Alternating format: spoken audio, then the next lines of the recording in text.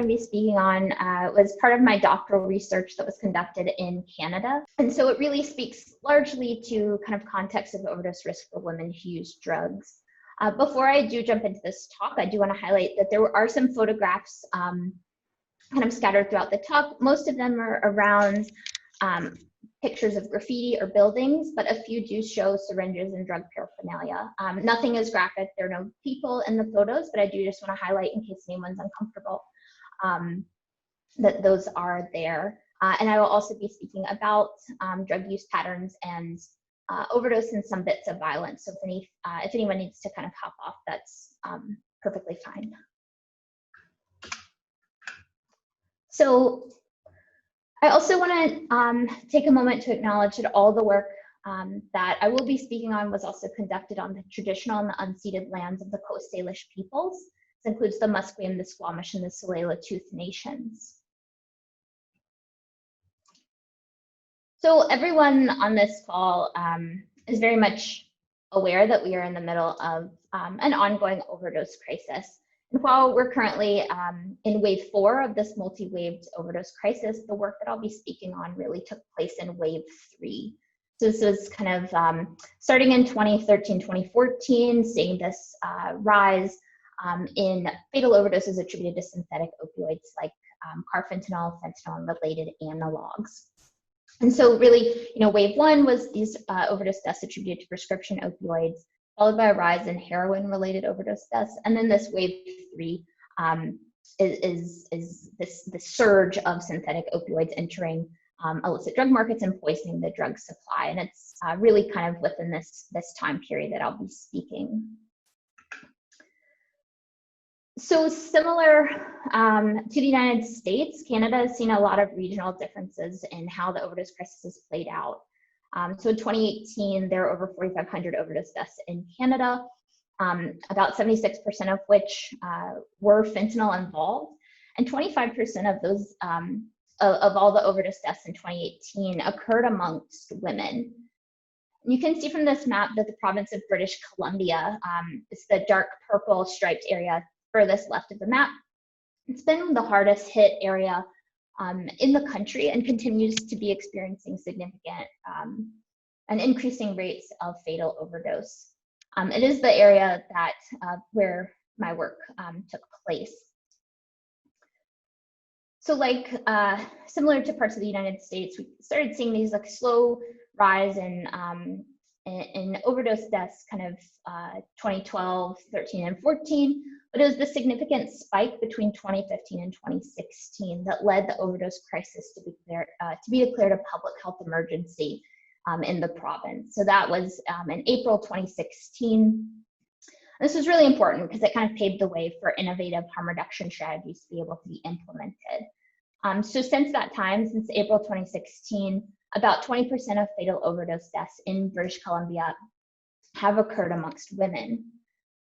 But when we look at the media and how the overdose crisis has been portrayed, the narrative has shaped it as to be a very specific group of people impacted. So in the United States, we see framings like a white suburban epidemic, but in British Columbia, the framing was largely that the overdose crisis was a men's health crisis.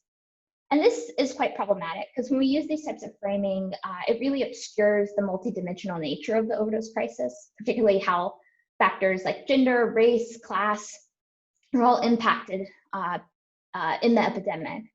And so, when we think about women who use drugs, this is also really significant because there are decades of research that highlights that women, and particularly those of whom that are economically marginalized, transgender, and or racialized, experience vulnerability to drug-related harms in markedly different ways than men.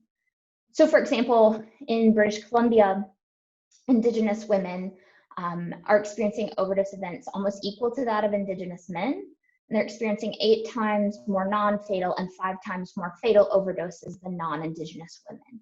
So it's really important, but when we frame this issue in one way, that influences what types of programs are rolled out, what kind of interventions there are, how they operate, and where they're actually located. So without actually capturing all of these complex intersections, we risk excluding particular groups from life-saving interventions.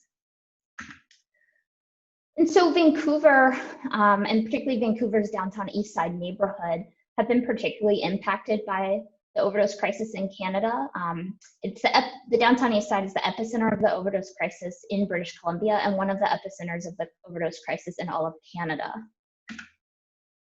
I'm not sure how many folks on the call are familiar with Vancouver or the downtown east side, but the downtown east side is highlighted in red on this map, and it's about a 10-block area. It's home to a very large open street-based drug scene that's marked by severe socioeconomic marginalization. This neighborhood is also the site of ongoing gendered and racialized violence, including being the site of the missing and murdered Indigenous women's epidemic. So on this one hand, this neighborhood does have a lot of overlapping health and social kind of crises that are impacting folks in particular ways. But I want to highlight that this neighborhood is also the site of ongoing resistance and social advocacy. And this is completely spearheaded by community organizing and drug user-led activism. And so it's spurred a lot of innovation in relation to harm reduction. So this includes early expansion of syringe distribution. It's home to Insight, which is North America's first supervised consumption site. And it's also home to a lot of low threshold overdose prevention sites. So I can't stress enough how important the folks who use drugs that live in this neighborhood have been, and really fighting and advocating for necessary change to meet the basic needs and just basic human rights of folks who use drugs. So in general, Vancouver has implemented one of North America's most comprehensive harm reduction strategies. This includes responses directly related to the overdose crisis. And so one of these responses is in the form of overdose prevention sites. So these started being implemented in the city in December 2016 following a ministerial order. Overdose prevention sites are kind of similar to supervised consumption sites in that they are facilities in which folks can bring pre-obtained substances to use under supervision. But they differ in that rather than being kind of operated by a nurse, like a supervised consumption site, overdose prevention sites are operated by volunteers and peer overdose response workers. And they also aren't actually federally regulated. They don't have federal approval because they are implemented as a temporary public health measure to address the overdose crisis. So this was really important. It kind of laid the groundwork for these to be more rapidly implemented. The picture on the left, this site was the first one. Again, it was started actually before the approval happened, and it was led by folks in the community, and it started as a pop-up tent with fold-out tables and chairs in the alleyway just behind this building. And then it has since moved indoors. And this, the picture on the right is Sister Space. It's the women's only overdose prevention site in Vancouver. So we have on this one hand in Vancouver a lot of action trying to respond to the overdose crisis. But in parallel to that, there has been an ongoing housing crisis. Again, the downtown east side being one of the most impacted neighborhoods. So this housing crisis, it really kind of started in the late 80s and has progressively gotten worse since then. It's contributed to factors such as housing policy failures at the federal level as well as the provincial and local levels, insufficient and stagnating social assistance rates, and gentrification. All of these factors have really led to this dearth of rental housing stock available across the city. And the housing stock that is available is incredibly expensive. So to kind of put into perspective, like an average 600 square foot apartment is about $1,600 or more, depending on the neighborhood. And folks on social assistance have $375 a month to go towards housing. So really inaccessible for people, particularly those who are marginalized and who use drugs. So one of the only forms of housing that's therefore available to people is in the form of single room accommodations. 94% of Vancouver's SRA buildings are located in the downtown east side. And this is a neighborhood that is rapidly gentrifying. Just kind of briefly, SRAs they are also sometimes called single room occupancy hotels, and they're built in the early 20th century, and they were built as temporary housing for men who were working in seasonal resource industries, so like fishing and canning industries. And they're set up sort of like a rooming house, but they're now thought of as this last resort housing for people who use drugs. They average about 100 to 320 square feet. They have shared washroom facilities, shared kitchen facilities if kitchens are available. So they really are inappropriate housing models for women. But again, it's one of the only forms of housing that are available to folks in the neighborhood. They have different modes of operation. So some are privately operated buildings. So these are two different privately operated buildings. Both of these buildings are quite notorious and have actually since been shuttered. The left was closed at the start of my research, and the middle and right is the same building that was closed partway through my research. But these housing environments are very, very predatory and problematic. A lot of violence from both from the building staff as well as just people that kind of come in and out. The rules to get in, you can essentially pay to get in, even if you have warrants or like a restraining order. So they're quite problematic buildings, and they're crowded. But they were closed for kind of structural concerns about safety. So each of these buildings had about 115 rooms that were then lost, which makes the housing pool even smaller. You can compare that to SRAs that are operated by nonprofit organizations. You can see they're much more newly renovated facades in some instances. A lot of security cameras and surveillance are happening in these buildings. And there's harm reduction supplies generally available in kind of the front desk area and common areas. So it's really against this backdrop that folks who use drugs have had to navigate a pretty variable housing landscape. So one in which buildings, the social, structural, and physical conditions of housing are very much varied. And these things have significant implications for drug and health related outcomes for folks. And so when we're thinking about the overdose crisis, the role of SRAs are quite significant. About 88% of overdose deaths in Vancouver occur in indoor environments, about half of those taking place in SRAs and shelters. So they are very significant environments in which drug use is happening and overdose deaths are happening, but we weren't really sure as to why that's the case. And so this is really where my work came in. We had these two and have these two ongoing crises happening, but this need to understand how are women in particular being impacted. And so this is also, born out of other research that I'd conducted with folks who use drugs and who were marginally housed. And that work really turned attention to the unique challenges that women were facing and how they were often overlooked in service design and implementation. So I wanted to kind of address some of that in this doctoral work and focus specifically on women, transgender inclusive, who use drugs in the neighborhood and understand how they're being impacted by the overdose crisis and the housing crisis, and how that has shaped their risk of overdose. So I engaged in community-based rapid ethnographic work.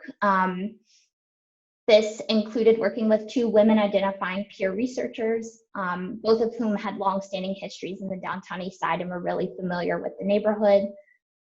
And just kind of a quick kind of introduction to ethnography. Ethnography is a kind of research method that aims to examine specific or particular behaviors in specific social situations or contexts. So, how behavior is shaped by certain situations and how people understand kind of their experiences within these places. So rapid ethnography is kind of rooted in that same approach, but it's more short-term and intensive. So traditional ethnography, anthropologists spend 2-3 years in the field. And so it's this kind of longer time for data collection. But rapid ethnography has been more readily utilized in public health emergencies, so things like the Ebola crisis. And so it's the short-term collection of fieldwork. It's very much targeted, and it's aimed at informing interventions and community-based response efforts around pressing social issues in a more timely way. So in ways that might not be possible if you're spending years and years doing this. So I collected data from May 2017 to December 2018. They included in-depth semi-structured interviews with 35 baseline participants, 20 of whom completed follow-up, and 100 hours of field work. And this field work took place in privately and nonprofit operated SRAs, neighborhood areas. So there's a street vending market, alleyways kind of adjacent to overdose prevention sites, and also in overdose prevention sites, as well as medical and support service settings. So things like drop-in centers, kind of housing offices, medical clinics, whenever kind of participants ask me to go with them. So this next bit, I'm going to focus on 3 different analyses from this work. And you'll notice kind of as I go through this, that I'm talking a lot about women using drugs alone and injecting alone. And when I started this work, this isn't something I thought would be as prominent. You know, generally in the literature, we hear women often use with other people, but this became from very kind of early on in the work, became a really, really fundamental piece of women's narratives. And so these analyses therefore work to kind of tease out what's driving women to use drugs alone. And I will just make a note about this picture. So it's referencing the Sahota hotels, and that's the family that operates the 2 private hotels that I showed pictures of earlier. And so you can see this is a very well-known kind of thing in the neighborhood, that violence is very prominent in these buildings, particularly for women. So this first analysis really kind of sought to explore this relationship between overdose risk, violence, and gendered expectations, and how those factors kind of shaped where women were using drugs and how they were using drugs. So the first piece of this I want to highlight is that violence against women, and particularly women who use drugs, was really pervasive in this drug scene. It's a very heteronormative drug scene. It's a lot of men present, and violence was a very kind of big piece to women's experiences. But that violence had extended from the drug scene into SRAs. And so you can see this picture, it's referencing getting a haircut. And this is a practice that is used kind of if women owe drug debts. Men will shave their heads either fully or partially. And so it's this visible sign that, 1, that you use drugs, and 2, that you owe money. So it makes you this target. And so this is also on the entrance to one of the SRAs that I went into often. And you see these same kind of pictures scattered throughout different buildings, these kind of threats of violence inscribed on the buildings. And so this really kind of highlighted for women that disclosing their drug use or being seen as a woman who used drugs had significant implications for their risk of violence. So one participant, Katniss, and all these names are pseudonyms, by the way, she explained, you know, in her new building, men expect women who live there to be hookers. Like, oh, you know, I'll give you some drugs if you suck my dick. And the way they kind of look at women, it's sad. They know they can push around a woman, and women are easier to push around than men, so I keep myself separate.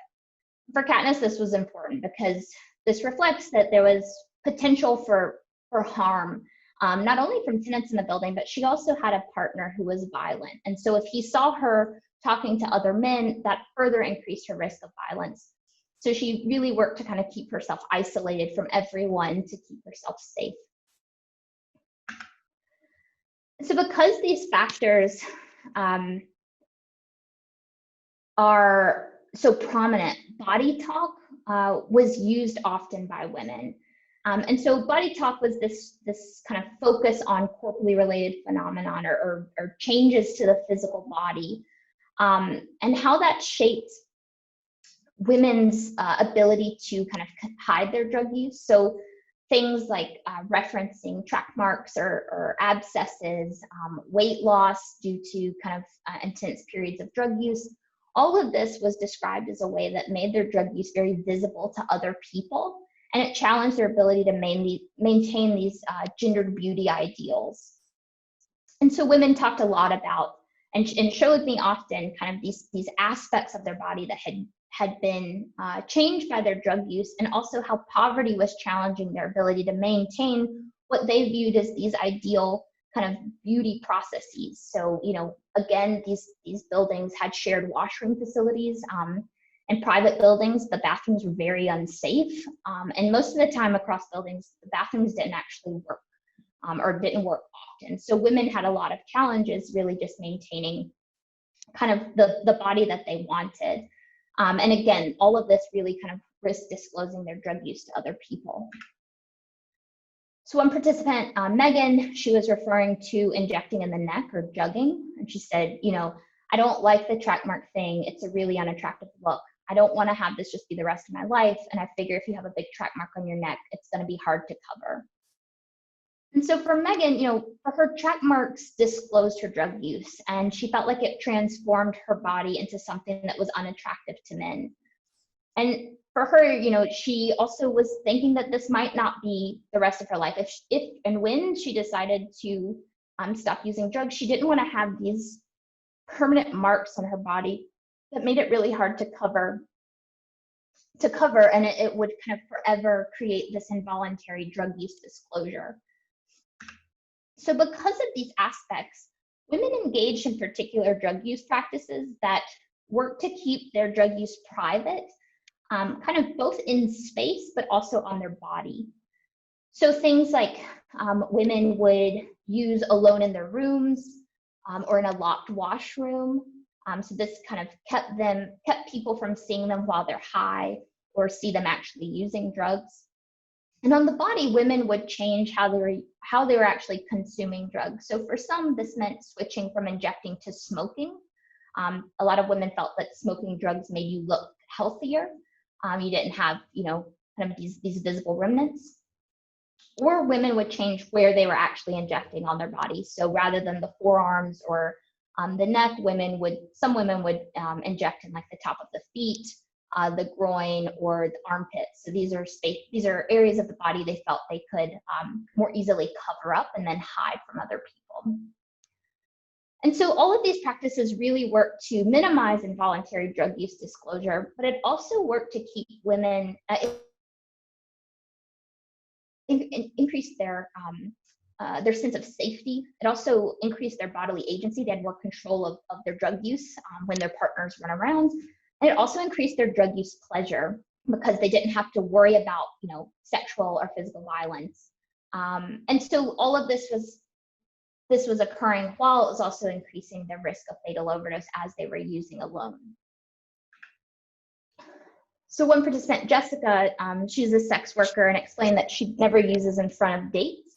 If they see you vulnerable like that, they won't pick you up again, or they'll give you a cheaper price next time. It's just total power.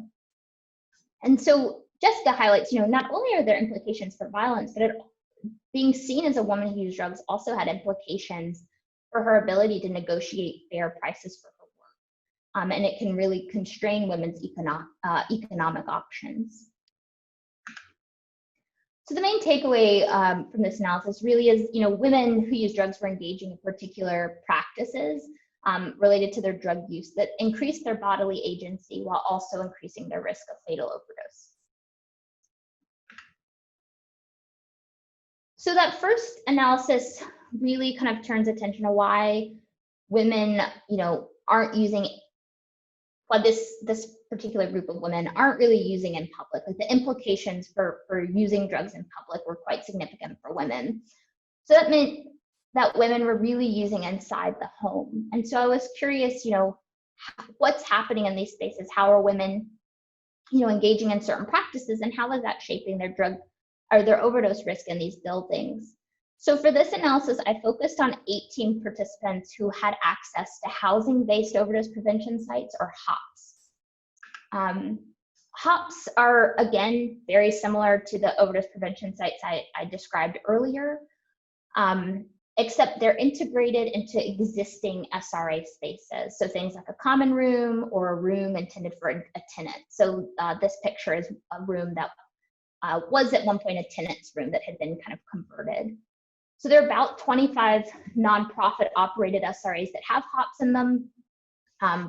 They're pretty small, 100, 320 square feet, give or take.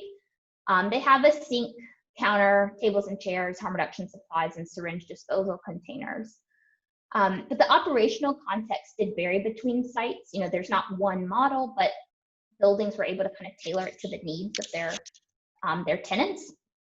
So in some buildings, this looked like having tenant peer workers in the room 24/7. Some had staff, building staff that were in the room, and others were unmonitored rooms. And so staff would either do like walk-bys every 10 or 15 minutes, or there was a surveillance camera that went into the room so they could monitor it that way.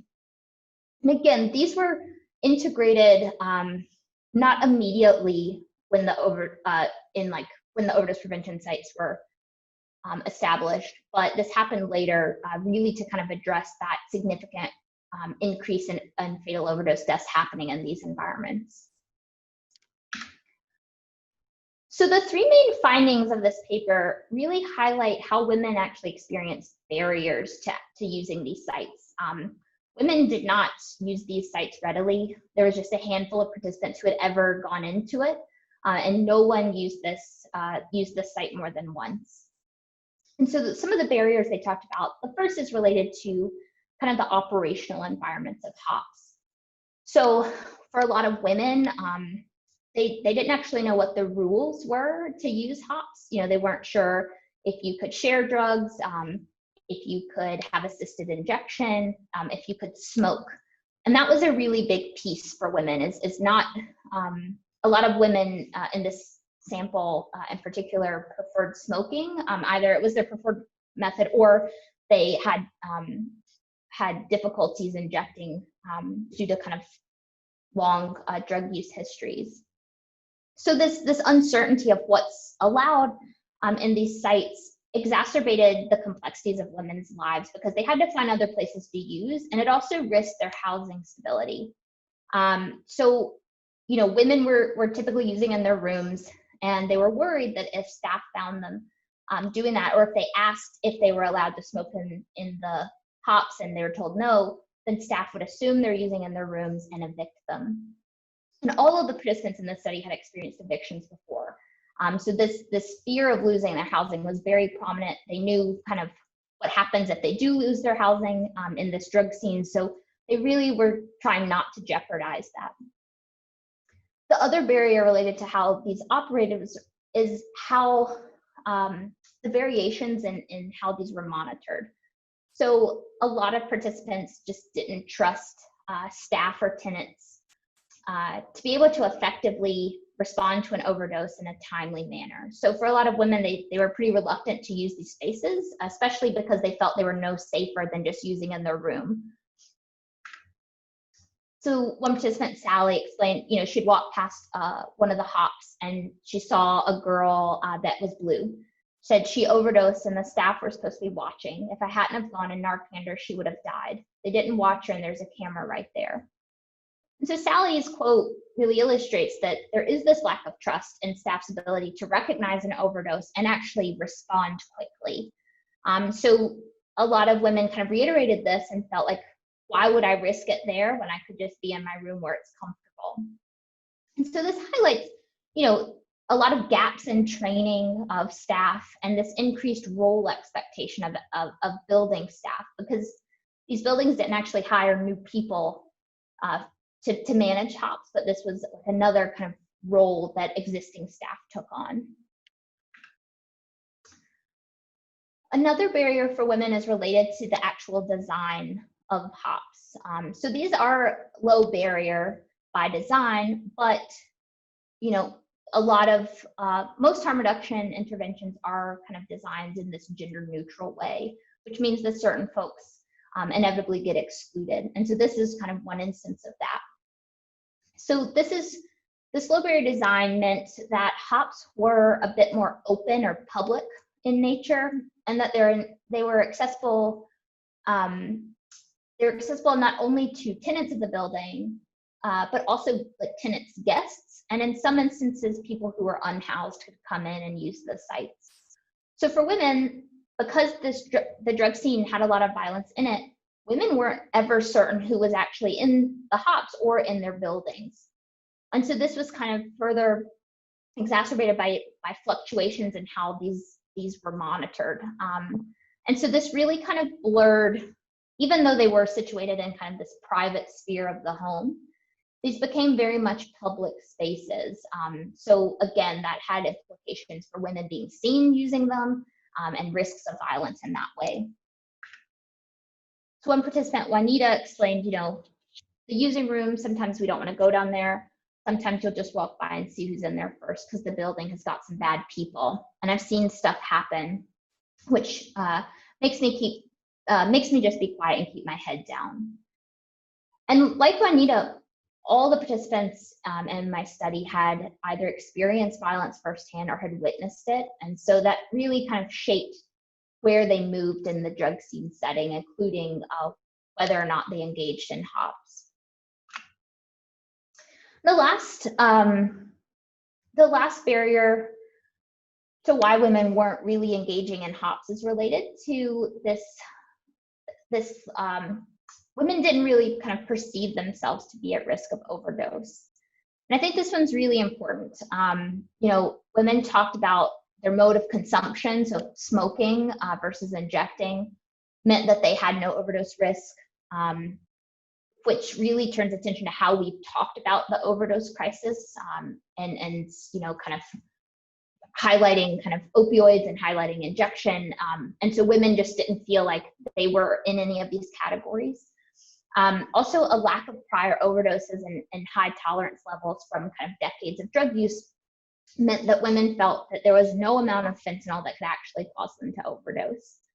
And then for other women, they felt they were engaging in the right practices. They were doing what they were told and what they had heard about in terms of steps to reduce overdose risk. So things like testing their shot, so injecting a little bit to figure out how strong it was before they did the rest, spacing out their injections or spacing out how much they smoked, or using stimulants alongside opioids or down. So this was, either mixing, is generally crystal meth, so mixing goofballs, so crystal meth and heroin, or using a little bit of heroin followed by crystal meth kind of right after. And they felt that those were kind of counteracting each other and they wouldn't overdose. So Diana, she explained, if I am on crystal meth, I'll use alone because it's an upper. And it's a really super high upper. It's impossible to go down on crystal meth. And this was happening, there are reports in the community throughout all of my research that highlighted stimulant-related overdoses that were occurring in the community, as well as overdoses of people who were smoking. So it was just, there are a lot of kind of misunderstandings based on how we've talked about this kind of in the broader media. So a lot of women felt like they weren't the ones that these interventions were targeting. They weren't for them because they weren't at risk. So the main takeaway from this analysis is that, there are a lot of programmatic gaps that exclude women who use drugs. And so women were finding their own strategies to reduce the risk of overdose as well as the risk of violence. So really this, kind of points to how women were using drugs alone in their rooms as a way to try to keep themselves safer. So the last analysis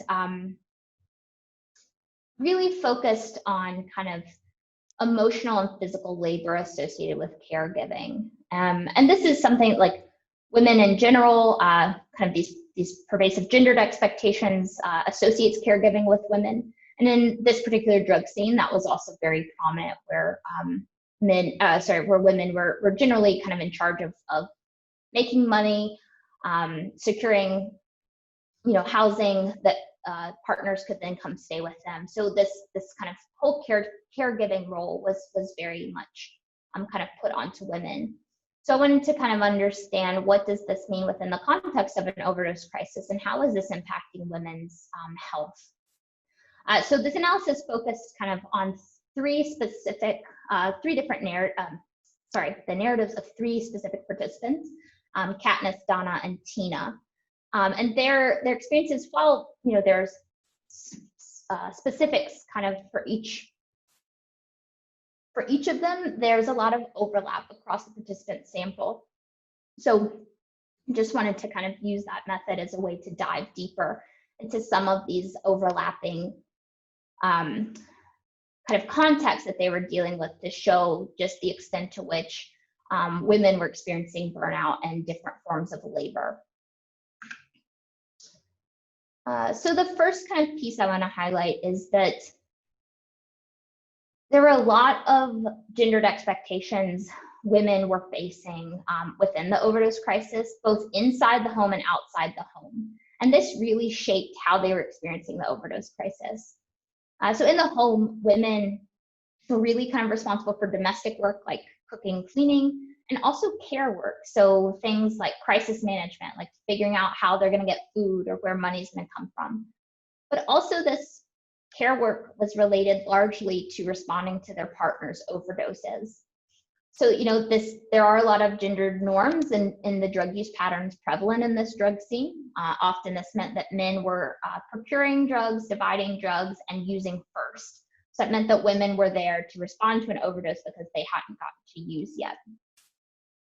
This was also paired with expectations of women outside the home. So again, women in this study were often the breadwinner, and this meant almost, not all of them, but the majority of participants worked in some capacity as an overdose prevention worker.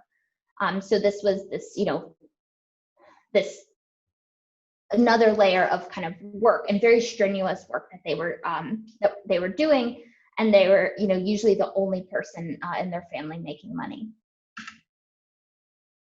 So Tina explains, I'm still trying to juggle responsibilities. I get overwhelmed. I started taking out on my partner because I was taking on so many responsibilities. He didn't like working at the overdose prevention site, so we stopped going. But there are things that take us out almost, like, oh my God, there's no more money. How are we going to eat? So Tina's narrative really reflects how all of that stress was therefore put onto her because she was the only one working.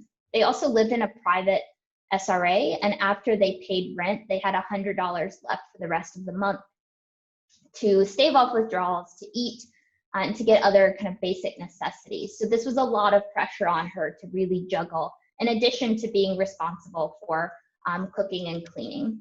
All of this was really leading to women experiencing a significant amount of burnout. And so, this is a product of extreme socioeconomic marginalization. People were living in a crisis, and are still living in a crisis, where they were experiencing the deaths of friends and family members daily. Women are juggling these multiple kind of gendered labor expectations, both inside the home and outside the home, while living within the context of an ongoing intense crisis, where they're losing friends and family members and just people in the neighborhood at insane rates. So this was leading to a lot of burnout and frustration. And this is really kind of a product of extreme poverty, of different forms of violence, and of these gendered labor expectations. And by no means am I trying to minimize the experiences of men who are also dealing with burnout and frustration, and also experiencing the loss of friends and acquaintances. But on top of that, women had this other layer of having to care for people because this was what was expected of them. So Donna, she explained, my boyfriend has overdosed 7 times in the last year or so, and he doesn't even use heroin. I've reversed them all. I hate it. Fuck, I hate it. That's what I'm supposed to do at work. I just hate the whole process of having to do it. So Donna works as she worked as a peer overdose response worker 4 days a week. And so she's really highlighting that, when she goes to work, she's responding to overdoses. And when she comes home, she's responding to overdoses. And it's this working essentially 24/7 to save people. And that had taken a really big toll on her, because this wasn't always reflected in men. It's not like they were also kind of reversing these women's overdoses. And so I think that was kind of really was adding to this frustration and resentment that some of the participants were facing and experiencing. So because of that, using drugs alone was a form of self-care for women. So for some participants, this was a very pleasurable experience. It was a way to carve out time for just themselves, to get a break from other people, to just kind of focus on them. And it gave them a lot more pleasure in being able to do that. But for others, using drugs alone was a way to cope, but it was also kind of a way to numb all of these kind of frustrations and feelings. So Katniss explained, I've slowed down these past couple months, not working as much. It feels like my partner doesn't hear what I'm saying. I've had my own personal issues, so I was just trying to numb it. So not really watching my doses, so how much she was injecting, and not taking care of myself, not loving myself. So this had resulted in Katniss having experienced what she said was at least 10 overdoses in the last year.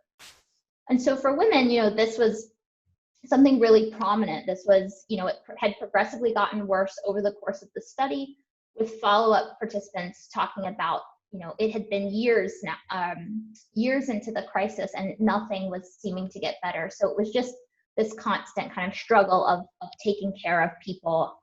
And that had really started kind of becoming much more challenging. So the main takeaway here is that using drugs alone allowed women to care for themselves and cope with burnout, frustration, and this ongoing burden of care work. So what does this all mean? I think that this work has kind of highlighted a lot of different complexities that, we might not have been able to get at had we used another form of research. I think women have to be addressed alongside efforts to address health and social inequities. Women's experiences in the drug scene were very much under the umbrella of having experienced violence. And while this was a very, very prominent piece of their life, they didn't, it hadn't consumed them. There were other pieces that were happening, but this was a big barrier for a lot of women to being able to access HOPs or overdose prevention sites in the community, and impacted where they went. So we have to continue, as we address the overdose crisis, also look at how to better address violence against women, including women who use drugs. I think this work also really turns attention to how and why it's so important to include folks who are actually impacted by different public health emergencies in the design and implementation of interventions and programming. I think that's really key to effectively responding. So again, when we keep implementing things in gender neutral ways, or kind of from this top-down approach, when we aren't rooting this in the needs of the community, people are going to get excluded. There are going to be unintended consequences that act as barriers for people. So really meaningfully including folks who are impacted is fundamental. I think this work also highlights that social justice-oriented approaches are really important. There's a lot of complex tensions that situate people's practices, and you have to kind of look at these broader dynamics and how to better address them. So for instance, here, women were readily using and injecting drugs alone. If you look at just that piece, a lot of people will wag a finger saying that's dangerous, you're not supposed to do that. But when you zoom out and look at these other dynamics that were happening in women's lives, injecting and using alone was a safety mechanism for a lot of women. That was an important thing to do to keep themselves safe from physical and sexual assault. And lastly, I think this work highlights the need for trauma-informed and culturally safe approaches in housing and service settings and in public health messaging to draw more attention to structural issues driving this inequity.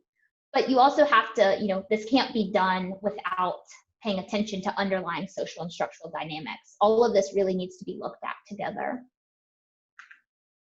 So the main takeaway is that, in this is an environment that had overlapping housing and overdose crises. So rapid ethnography kind of uniquely positioned me in a way to get a bit more in-depth understanding of these intricate and intersecting dynamics that women were navigating on a daily basis. And so, I think this work has really highlighted that women who use drugs are often tasked with managing their own health and well-being, and the risk of overdose because there is just a dearth of women-centered services. Gendered and racialized violence, overdose risk, and gendered expectations are intimately connected, and all of these factors can increase harm for women.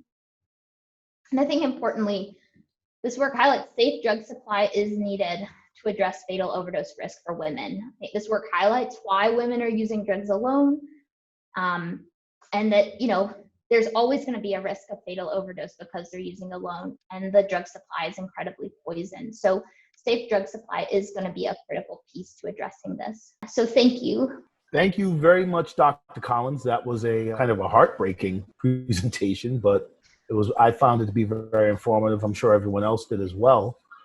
I think at this time we'll begin to open up for questions. So as I said at the beginning of the presentation, if those of you who had questions would submit them in the chat, and just identify yourself, and I'll read it off.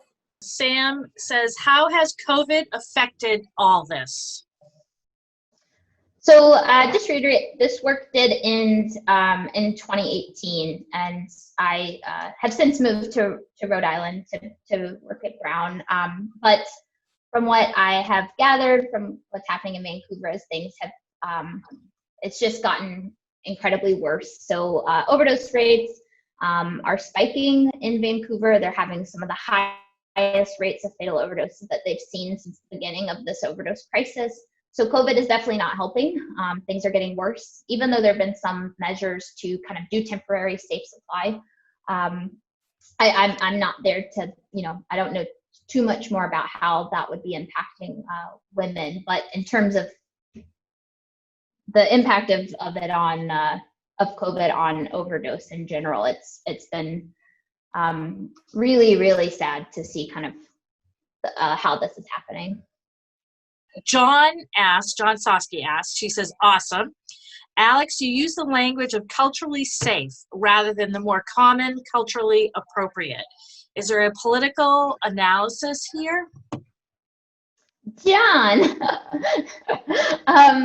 I use culturally safe because that's generally what's used in Vancouver.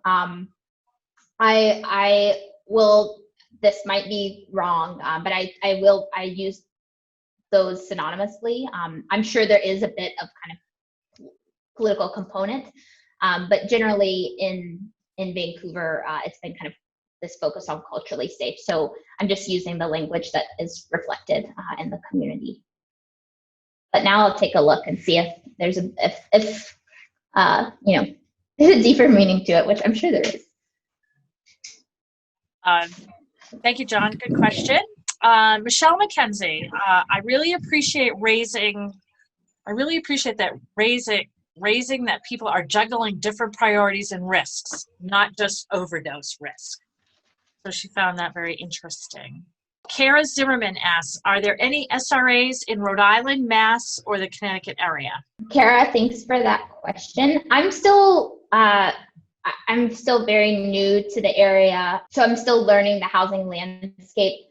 In the same way that we had SRAs in Vancouver, it doesn't really exist in Rhode Island. I think there is one social housing building that's kind of set up similarly. I'm not sure in terms of shared washroom and kitchen facilities. I'm not sure if they're more kind of like contained small units, but Crossroads has the large kind of social housing tower. So I have been told that's a little similar. In terms of Massachusetts and Connecticut, I can't say for certain. I know for sure that SROs are in like San Francisco. It's a very kind of similar setting in some ways, but yeah, I'm not positive in terms of Massachusetts or Connecticut. Thank you, Alex. Brandon Marshall had a question. Great presentation, Alex. Would you be willing to comment on some initial similarities, differences you're seeing between the intersection of overdose and the housing crisis in Vancouver versus Rhode Island? That's a great question, Brandon. I think the most apparent difference to start with is that things are very much concentrated in Vancouver. Because you have a lot of gentrification, you have a lot of kind of targeted policing. People who use drugs are socioeconomically marginalized folks who use drugs are generally kind of concentrated in the downtown east side. Again, because there's a dearth of housing, and the downtown east side has a lot of services that folks need. So it's not quite as spread out. In Rhode Island, it seems like things are much more kind of disparate. It's a much more hidden drug scene. It's not nearly as visible as what I worked in. So I think that's a large difference. In terms of some similarities, I think that there's still this housing instability of folks, and I think that meth isn't very big here, but I think that it's coming. So I think that some of the drug use. Some of the overdose rates are I'm assuming are going to continue to increase because of the drug market change. And so I think that stuff that's coming from the West, so places like Vancouver and California, I think it's going to come to Rhode Island, unfortunately soon. But in terms of, I haven't been in any kind of different housing models here, but things are also, which I think is kind of interesting, in permanent kind of supportive housing models, there's not like staff on site in Rhode Island, whereas in Vancouver you had front desk staff around the clock.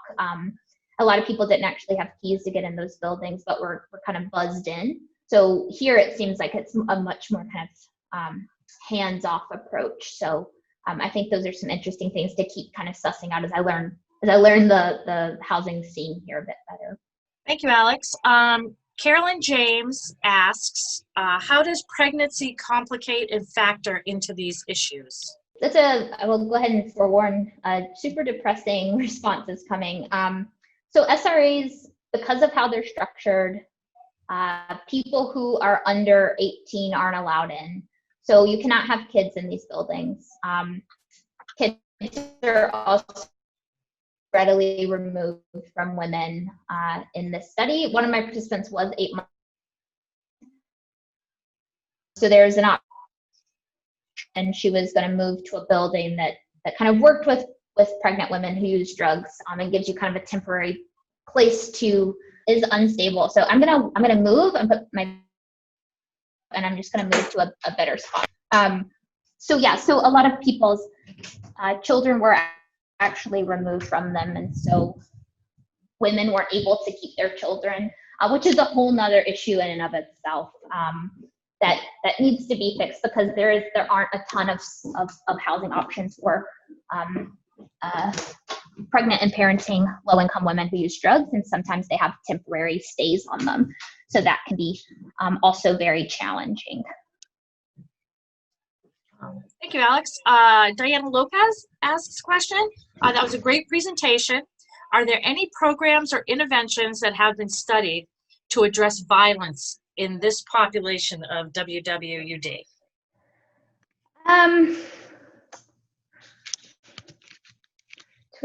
So not in terms of interventions. I mean, I think that a lot of this violence is rooted in kind of gendered norms that are prevalent. There's a lot of gender power dynamics. So it's again related to the socioeconomic marginalization of women, of stigma against women who use drugs. So I think these are really big things that need to be addressed. And I think we don't work around women who use drugs often focuses on pregnant and parenting women versus just women outside of that. So that's also, not always at the forefront. So to my knowledge, I don't know about studies that are looking at like specific interventions to address it. In terms of programming, I think there's efforts to create spaces where women can exert more agency, which like in terms of being more empowered. And And I think that that's been important. But like, for example, Indigenous women are one of the most impacted groups in Vancouver in terms of violence and overdose. And there was one women-specific Indigenous group that met for women who use drugs, and their funding, they couldn't keep funding, so it was closed. So this was kind of one space for women. Were able to get a stipend for going. They were able to connect, do a lot of healing practices that were like met a whole kind of expanse of their needs. I was able to kind of give them more agency, and that was removed. So there's not a ton I've seen, at least in Vancouver.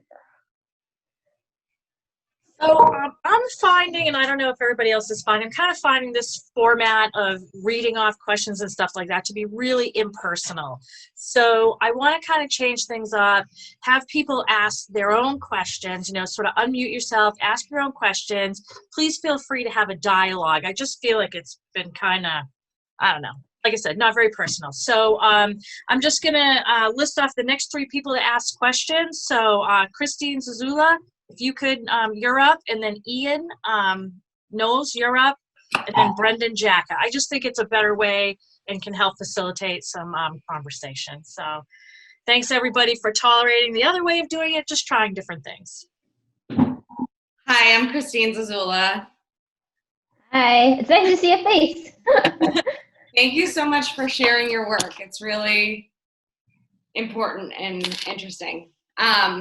I was wondering if you could talk a little bit about your role as a researcher, how you gained entree to the field, how you navigated any ethical or ethical considerations, power dynamics between you and your community members. Yeah, the stock ethnographer question. Yeah, that's a great question. So it took time. Like I'm American, but I did my schooling at my grad school in Vancouver. So I'd started kind of doing this work with folks living with HIV who use drugs, and then transitioned just to folks who use drugs. And so I worked at a center that had really close community connection. So a lot of people who are already very familiar with us. And I think the key piece of this is working with peer researchers. The 2, I'm going to get emotional because one of them passed away, but the 2 women I worked with were complete badasses. They were critical to doing the work. I told myself I wouldn't cry. Sorry. No. This is the outcome of the war on poverty. But I would say that's a really integral piece, is just getting to know the community, meeting people, talking to community organizations, figuring out what's happening, what the needs are. And so when I developed kind of this idea, I met with sex worker-led and drug user-led organizations. They, looked at the interview guide. They made changes to the language in it. They, took out questions that said, like, that's not, like, no, don't use those kind of things. So all of that feedback was really important. There was also, I had established a housing and overdose working group as part of this as well. So that included members of community organizations, as well as, all the way up to kind of provincial health officers. And so it was this kind of knowledge translation in real time to try to get more of that feedback and share what was happening, and if folks kind of had feedback that way. And in terms of ethical pieces, this is, I would say, this was not work that you're really trained to do. Excuse me. This is not work that I had been trained to navigate. Like, at some point, I was alone with women in their SRA rooms while they were using poison drugs. And so it was kind of me and them, and I had Narcan. And so, I was no longer kind of a researcher or an ethnographer in that stage, but I was potentially a first responder. So that was really, it was kind of difficult to be a student kind of learning on the fly how to do that. And, a lot of the women I would meet for field work, and they were starting to go into withdrawal and needed money. So I would pay them up front. Everyone got cash for hanging out. So I would give them, money up front so they could go get well. And so we would go, they would buy, and I would sit with them and use. So I think for me, that was really important to do no harm. And women were hurting and they were spending time with me. So that's kind of one piece I think was maybe more unique to navigate. Thank you so much. I'll pass to the next respondent. Ian, you're up. Thank you, Alex, for your work and for your presentation. So I was wondering, have you had the opportunity to assess services for women in Rhode Island compared to Vancouver? Also wondering maybe if are we doing anything that wasn't going on there, or just a general statement about it? Yeah, so that's a great question. I haven't really gotten a chance. I've just tried since February just to get to know as many people as possible. So I haven't been able to do really kind of any assessment of anything, but I think kind of the most like kind of maybe organization it's kind of falls in that realm that I've chatted with kind of more at length would be Weber Renew and kind of some of their work around that. And so I think kind of so I can't speak much about kind of what's being offered here. I just don't quite know it as well yet. But I think, Weber Renew is very similar to some of the drop-in sites in Vancouver, except that it doesn't have an injection site in it, or people aren't, able to inject. But otherwise, like the kind of programming, the availability of supplies, that was a big piece for women. And so I'm sure that there will be aspects that come up here, but given just differences in ability to open an overdose prevention site, I think that will be a bigger piece. But yeah, I'm looking forward to learning more about that aspect here as well, and how I can support those efforts. Sam, Brendan deferred to you, and I know you had a question. I know you had a question about Vancouver in particular. So I'm going to unmute you, and if you want to ask, that'd be great. Yeah, I'll even let her see me. Hi. Hi, Sam. I'm just thinking back I first went to Vancouver and HIV and drug use related stuff in 1996. And over the years, I've seen so many things come and go. I'm so impressed by both what you were able to do and by the kind of help and support you get from the users groups and their power there, which is so different from most of the environments in the United States. And I'm wondering if you could reflect some on how that might have actually been helpful to you. Yeah, no, that was critical. I think that Vancouver's pretty. Well, I can't say if it's unique or not. Just I haven't done this work in the U.S., but for the last handful of months. But Vancouver's Drug Users Union, so VANDU, is like a complete linchpin to everything on the downtown east side, and they fight day and night for harm reduction services and for innovative programs. And like the other week, they were standing kind of at the intersection of the downtown east side passing out clean cocaine because they're angry that the government has been so slow to respond to these rising overdose rates. So they are like complete, like I am in total awe of their work and their perseverance. So they're really critical to, if they kind of give you the okay to do work, then it's important. So that has been a long cultivation. That relationship has been built over, from my supervisor, from the leader of the BCCSU where I worked. It was true of me in 1996. They were critical. Yeah. So I think that's kind of my main takeaway from this work is work with the community, listen to the community. We are not experts in any of this, but really figuring out what the community needs and how to fight for that. And so, women in VANDU were also, and I think it's also been hard too. I will say, in the middle of an overdose crisis, you don't want to put more work onto community partners. They were running an overdose site. They're dealing with board members that had died. So many of their of the union members had died. So it was a lot to deal with. So it was to speak to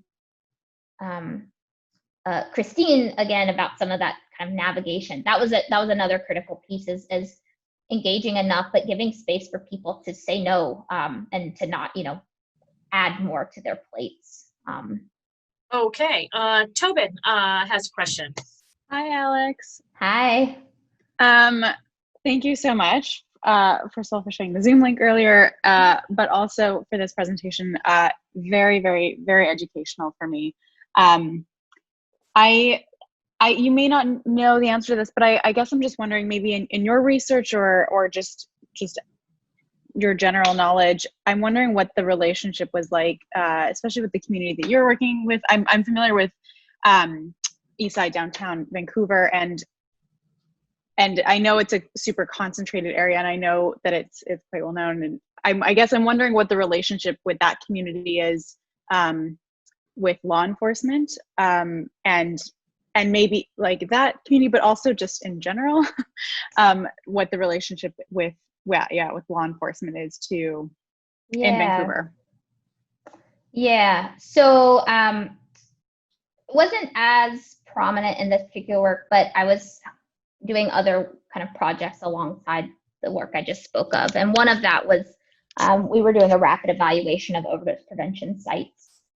And so I did a analysis focused specifically on law enforcement, and how law enforcement acted as barriers to people being able to access the sites. So cops will park their cars like across from the injection sites or right in front of it. They will do kind of walk, like patrolling on foot down alleys.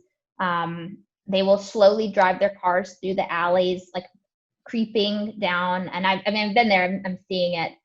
So they are huge hindrances for people to be able to access these sites, because they also will run people's warrants and run their names and see if they have outstanding warrants. And because they're positioning themselves across from, right next to or adjacent to these overdose prevention sites, people who do have outstanding warrants can't go. Another big way that law enforcement impacts folks in that community is with the use of red zones. So people will get area restrictions. So if they've been picked up and charged for like petty theft or something, they won't be able to access a certain zone. And so a lot of people have been red zoned from the downtown east side. And so again, this is where almost all, so there's one overdose prevention site located outside of the downtown east side. It's at the hospital. And there's one supervised consumption site located outside of the downtown east side, but you have to be a member of that organization. So you have to be living with HIV and meet these other requirements. So otherwise, all of the services people need are in this one location. And so their access has been removed. And so some people would try to sneak in, but if you get caught, you're going to go to jail. So police has been a big issue. Broader community, the impacts is that this neighborhood is rapidly gentrifying. So like right next to one of the buildings I showed a picture of, the SRA is called the Regent. I said it was very notorious. Right next to it, a condo building has been opened. It's market housing. So these are young professionals moving in. And so for my analysis, I pulled kind of calls to the police, and a ton of calls were coming from that building for noise complaints. So you have this broader community gentrifying a neighborhood and then calling police for disturbances. So it's a big barrier. So there's just not a lot of trust. Like police have a lot of discretion. I will say they're not like picking up everyone for like using outside, but they pick and choose. Alex, thank you so much. That was really great. And I'm going to echo what Carolyn wrote. This presentation was extremely illuminating, and thank you for sharing the work that you do, and thank you for doing the work that you do.